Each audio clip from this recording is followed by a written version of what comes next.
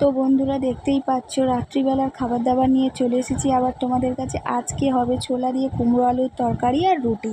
তো চলো দেখতে থাকো, আমি রান্নাটা করে নিই। এইদিকে আমি তরকারিতে জল ঢেলে দিয়েছি আর এইদিকে আমি রুটিটা বেলে বেলে করে নিই। তো রুটি বেলা আমার এদিকে কমপ্লিট হয়ে গেছে আর রুটিও আমার হয়ে গেছে, দেখতেই পাচ্ছ। এইদিকে রুটি আমার সমস্ত রুটি কমপ্লিট করে নিয়েছি। আর লাস্টে মা বলল মা একটু চিনি রুটি খাবে। মা চিনি রুটিটা খেতে ভালোবাসে, যেহেতু আজকে মঙ্গলবার নিরামিষ খেয়েছে, তো ওই জন্য চিনি রুটিটা মা বললো করতে, সেই জন্য মায়ের জন্য চিনি রুটিটা করছি।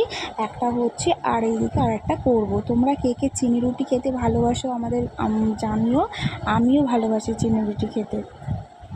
তো চলো বন্ধুরা, দেখতেই পাচ্ছ এখন বাজে 9:30 আর এখন আমরা ডিনারটা করে নেব।